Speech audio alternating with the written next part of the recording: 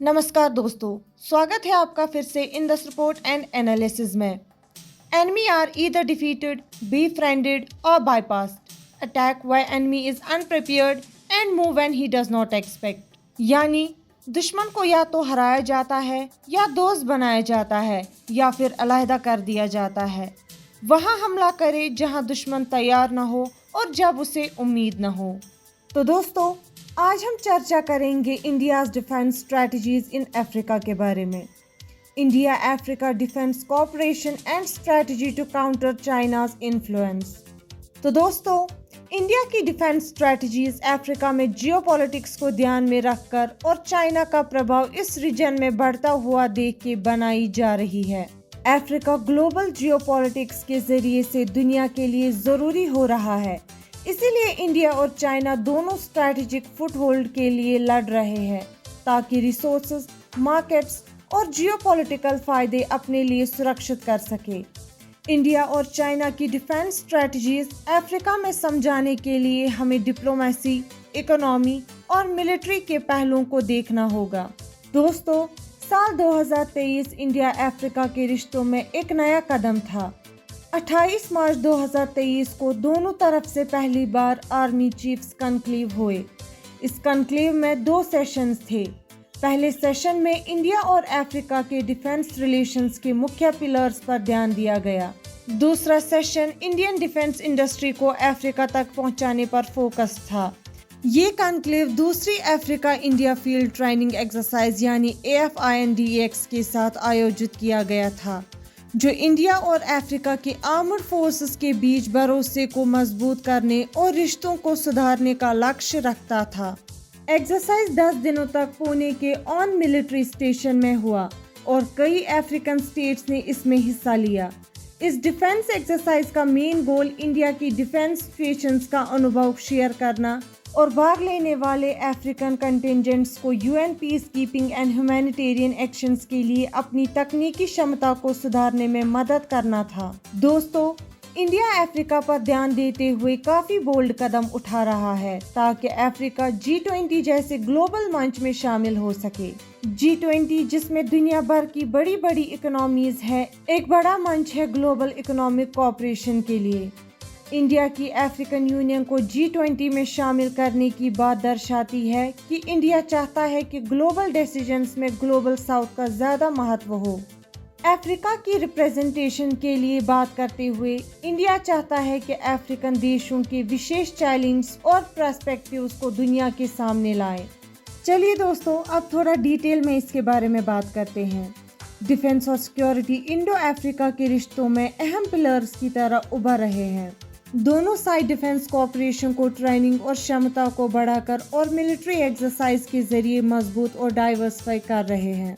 AFINDEX ऐसे ही एक बढ़ती हुई पार्टनरशिप का परिणाम था और इसके अलावा हाल ही में शुरू किए गए अहम इनिशिएटिव्स जैसे India Africa defence dialogue IADD और India Africa defence ministers conclave IADMC की स्थापना ने उनके मिलिट्री एंगेजमेंट्स का स्कोप और भी बढ़ा दिया है। इंडिया डिफेंस स्ट्रेटजी के की एलिमेंट्स अफ्रीका में चाइना को टक्कर देने के लिए। दोस्तों, मैरीटाइम जोन में इंडो अफ्रीकन कोऑपरेशन काफ़ी हद तक बढ़ गया है। इंडियन नेवी ने सिक्योरिटी प्रदान करके और इंटरनेशनल स्टैंडर्ड्स का गार्डियन बन के IOR यानी इंडियन ओशन रीजन में अपनी जगह को सुरक्षित कर लिया है, जो सागर कॉन्सेप्ट के साथ चल रहा है।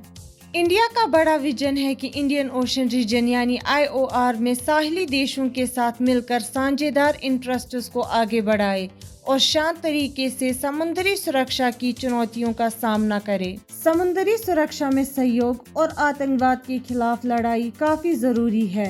26 मार्च 2021 को INS शेड्यूल और मैलीगैसी नेवी शिप ट्रोजोना ने मैलीगैसी एक्सक्लूसिव इकोनॉमी जोन EEZ में साथ में पेट्रोल और एक्सरसाइज की, जो इस तरह का पहला सहयोग था। इंडिया एक्टिवली आतंकवाद और डकैती के खिलाफ मुकाबले में कई अफ्रीकन देशों में योगदान देता है।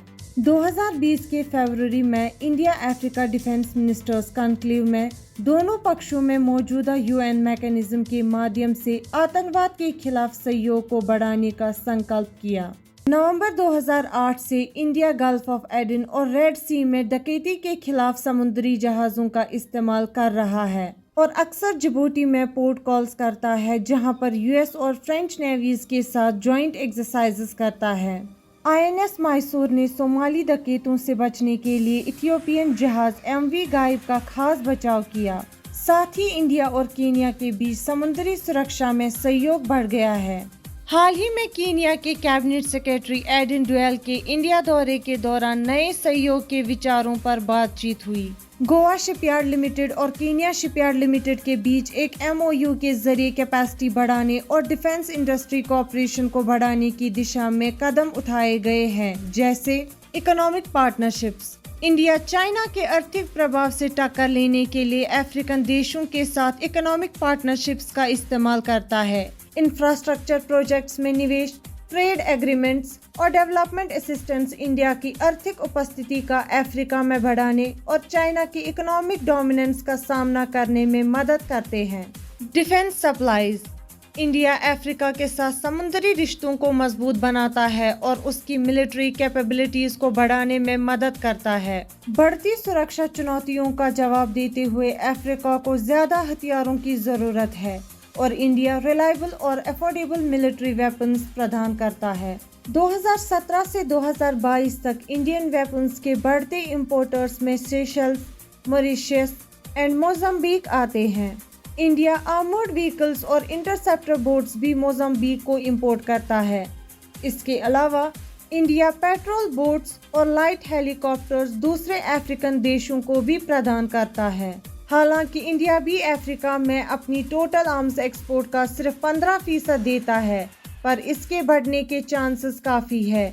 इस वजह से कि अफ्रीका का इंटरेस्ट इंडियन वेपन्स में बढ़ रहा है। इंडिया न खाली अफ्रीकन देशों में अपने हथियार बेचता है, बल्कि अपनी नॉलेज और एक्सपर्टीज उनके साथ शेयर करके उनकी मदद करता है मिलिट्री कैपेबिलिटीज को बढ़ाने में। इंडिया का हथियारों की फराहमी का अप्रोच एथिक्स पर आधारित है, जिसमें प्रॉफिट के लिए कॉन्फ्लिक्ट्स को बढ़ावा नहीं दिया जाता। 2015 में तीसरी इंडिया अफ्रीका फोरम समिट के दौरान इंडिया ने पैन अफ्रीका ई नेटवर्क को बढ़ाने के लिए $600 मिलियन का वादा किया, जिसमें supply expansion, infrastructure development, connectivity और टेली एजुकेशन या टेली मेडिसिन सेवा शामिल है। इसके अलावा मिनिस्ट्री ऑफ डिफेंस ने इंडियन ओशन रिम एसोसिएशन के अंदर कोऑपरेशन को मजबूत किया और south Africa, Kenya, Tanzania, Mauritius, Seychelles और मेडागास्कर के साथ डिफेंस कोलैबोरेशन की। इसके अलावा प्रधानमंत्री मोदी ने $100 मिलियन का डिफेंस कोलैबोरेशन पैकेज घोषित किया है। Training and capacity building. India का अफ्रीका के साथ डिफेंस एंगेजमेंट्स का लंबा इतिहास है, जो 1956 में इथियोपिया में पहली ट्रेनिंग इंस्टीट्यूट के खुलने से शुरू हुआ। तब से इंडिया ने नाइजीरिया जैसे देशों को डिफेंस एकेडमीज की स्थापना और ट्रेनिंग मटेरियल्स प्रदान करके मदद की है। इंडिया ने 1960 से अफ्रीका के कैडेट्स और ऑफिसर्स को ट्रेनिंग प्रदान की है। वर्तमान में India technical and economic cooperation ITEC programme के जरिए से 54 अफ्रीकन देशों में से लगभग 1/3 देशों के साथ military to military cooperation activities चला रहा है, जो मुख्य रूप से ट्रेनिंग पर ध्यान देती है।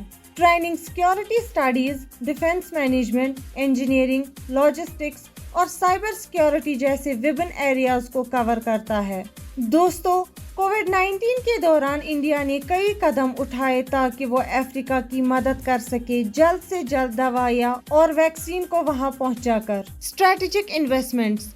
इंडिया अफ्रीका में मुख्य सेक्टर्स जैसे एनर्जी, टेलीकम्युनिकेशन एंड एग्रीकल्चर में स्ट्रेटेजिक निवेश करता है, जिससे चाइना के बढ़ते हुए इकोनॉमिक इन्फ्लुएंस को रोका जा सके।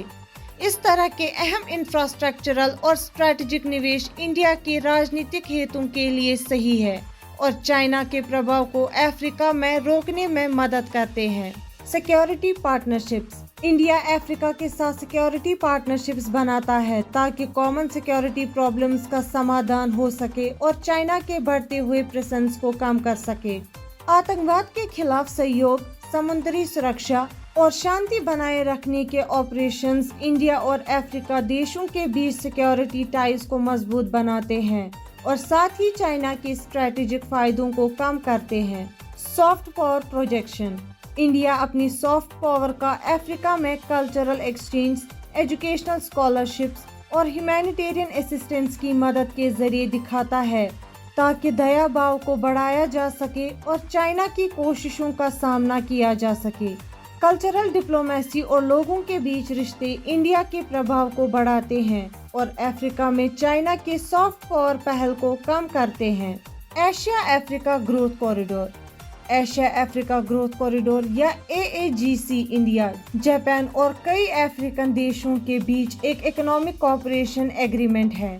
ये कॉरिडोर इंडिया के ह्यूमन रिसोर्सेज डेवलपमेंट और कैपेसिटी की कमिटमेंट को जापान की हाई क्वालिटी इंफ्रास्ट्रक्चर के लक्ष्य के साथ मिलाता है। Alignment with regional powers. India Africa के रीजनल पावर्स के साथ मिलकर चाइना के प्रभाव को कम करना चाहता है और अपने जियोपॉलिटिकल इंटरेस्ट्स का दबाव बनाना चाहता है।